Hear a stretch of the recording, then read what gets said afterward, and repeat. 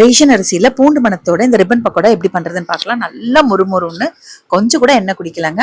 தீர தீர செஞ்சு வச்சிட்டீங்கன்னா ஸ்நாக்ஸுக்கு பிரச்சனையே இல்லை. ரேஷன் புழுங்கல் அரிசி எடுத்திருக்கேங்க. நான் 150 கிராம்ஸ் டம்ளர்ல 4 டம்ளர் எடுத்திருக்கேன். உங்களுக்கு நிறைய செய்யணும்னு நினைச்சீங்கன்னா கொஞ்சம் டம்ளர் பெருசா எடுத்துக்கோங்க. இது நல்லா ஊற வச்சுக்கலாம். நல்லா தண்ணி ஊத்தி ஒரு 4 இருந்து 6 மணி நேரம் ஊறணுங்க. ஒரு தடவை கழுவி கீழே ஊத்திட்டு தான் தண்ணி ஊத்தி வச்சிருக்கேன். ரேஷன் அரிசி எப்பவுமே ஊறினதுக்கு அப்புறம் நல்லா பிசைஞ்சு கழுவணுங்க. காலையில ஊற வச்சேன். இப்ப சாயங்காலமா எடுத்து நல்லா கழுவிட்டு 4-5 தடவை கழுவிட்டு தண்ணி வடிச்சு வச்சிருக்கேன். இப்ப இதுக்கு பாத்தீங்கன்னா பூண்டு ஒரு 10 பல் பூண்டு, ஒரு 5 வரமிளகா மிக்சியில சேர்த்திருக்கேன். கூட கொஞ்சம் கருவேப்பிலையும் சேர்த்துக்கலாம்.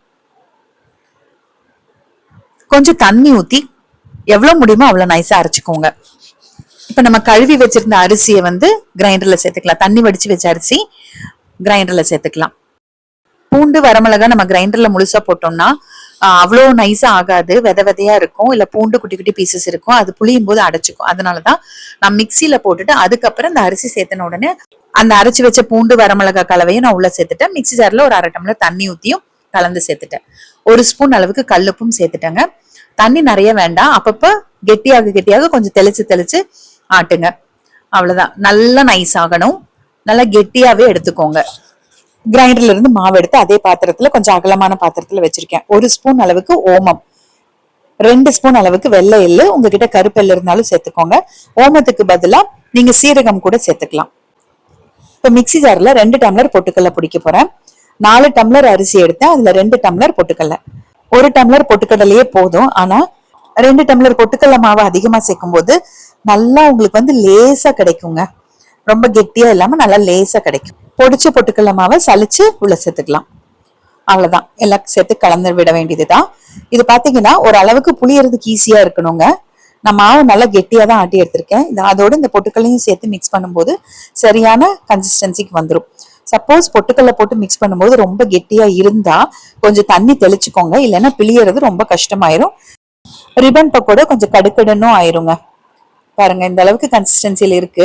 வெண்ணெய் இருந்தா 1 ஸ்பூன் நரைச்சு வெண்ணெய், இல்லைன்னா 1 குழிக்கரண்டி சூடான எண்ணெய். இப்ப நான் எண்ணெய் 1 லிட்டர் அளவுக்கு ஊத்தி அடுப்புல வச்சுட்டேன். அதுல இருந்துதான் ஒரு கரண்டி எடுத்து உள்ள ஊத்தினேன். கொஞ்சம் ஆறினதுக்கு அப்புறமா கலந்து விட்டுக்கோங்க. அவ்வளவுதான். மாவு சூப்பரா ரெடி ஆயிடுச்சு. இந்த கன்சிஸ்டன்சில இருக்கணும். அதாவது சப்பாத்தி மாவு பதத்துல இருக்கணும். மாவு கலந்ததுக்கு அப்புறமும் ரொம்ப குழக்கலான்னு இருந்ததுன்னா கொஞ்சம் பச்சரிசி மாவு கலந்துக்கலாம். ரிப்பன் பக்கோடா அச்சு போட்டுட்டேன். இப்ப எண்ணெய் நல்லா சூடு ஆயிருச்சு. 1 லிட்டர் அளவுக்கு எண்ணெய் ஊத்தி நான் பொட்டுக்கல்ல மாவு கலக்கும் போதே எண்ணெய் அடுப்புல வச்சுட்டேன். எண்ணெய் நல்லா சூடாயிருச்சு. எண்ணெய் நல்லா சூடு ஆனதுக்கு அப்புறமா அப்படியே எண்ணெயிலே பிழிஞ்சு விட வேண்டியதுதாங்க. இது நீங்க முறுக்குகளாவும் சுடலாங்க. முறுக்குகளா சுட்டாலும் நல்லா வரும். ஆனா அது திருப்பி அந்த ஷேப்புக்கு திருப்பி போட்டு எடுக்கிறதுக்கு எனக்கு இது ஈஸின்றதுனால மோஸ்ட்லி நான் இது பண்ணிடுவேங்க. எண்ணெய்க்குள்ள போட்டு உடனே திருப்ப கூடாதுங்க. ஒரு நிமிஷம் விட்டுட்டு அப்புறம் திருப்பி போடுங்க. திருப்பி போட்டுட்டு கொஞ்சம் எண்ணெய் கொதிக்கிறது அடங்கணும். எண்ணெய் கொதிக்கிறது அடங்குனதுக்கு அப்புறமா எடுத்துருங்க. நீங்க கை விடாம பிழிஞ்சிருந்தீங்க அப்படின்னா நல்லா அப்படியே எடுக்க வரும். நான் கை விட்டு பிழிஞ்சதுனால நடுவுல கட்டாயதான் வரும். சோ நான் எப்பவுமே இதை எடுத்து இந்த மாதிரி தோசைக்கல்ல அந்த கரண்டியோடவே வச்சிருவேன். எண்ணெய் அந்த தோசைக்கல்ல வடிஞ்சிரும். அதுக்கப்புறமா அந்த அப்படியே தூக்கி டப்பால போட்டுருவேன். எந்த டப்பால ஸ்டோர் பண்றோமோ அந்த டப்பால போட்டுருவேன். நான் அப்படிதான் பண்ணுவேன்.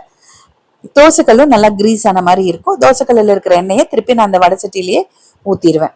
எப்பவுமே எண்ணெயில சுடுற பலகாரம் செய்யும் போது கொஞ்சம் அடிகனமான இரும்பு கடாயா எடுத்துக்கோங்க. இல்லைன்னா எனக்கு கொஞ்சம் பயம், அதை சாஞ்சிருச்சுன்னா எண்ணெயோட என்ன பண்றது அப்படிங்கிற பயம் எப்பவுமே எனக்கு இருக்கும். அந்த எண்ணெய் கிட்ட மட்டும் கொஞ்சம் பயம் இருக்கும். அதனால நான் எப்பவுமே கொஞ்சம் வெயிட்டான இரும்பு கடாயா தான் எடுத்துக்குவேங்க. ஒரு தடவை போட்டு எடுத்ததுக்கு அப்புறமா 1 நிமிஷம் எண்ணெய் நல்லா சூடானதுக்கு அப்புறமா அடுத்த அடைசல் போடுங்க. மாவு நல்லா கெட்டியா பிசைஞ்சதுனால எண்ணெய் குடிக்கவே இல்லைங்க. நல்லா மொறுமொறுன்னு இருக்கு. இந்த மாதிரி ஏர்டைட் டப்பால போட்டுட்டு ஆறினதுக்கு அப்புறமா மூடுங்க. சூடா இருக்கும்போது மூடிடாதீங்க. வேர்த்து நவுத்து போயிடும். அதனால ஓப்பன்ல வச்சுட்டு நல்லா ஆறட்டும். ஆறினதுக்கு அப்புறமா மூடி வச்சிருங்க. 15 நாள் வரைக்கும் கிறிஸ்பியாவே இருக்குங்க. நீங்க எடுத்துட்டு திரும்ப நல்லா டைட்டா மூடி வச்சிடணும்.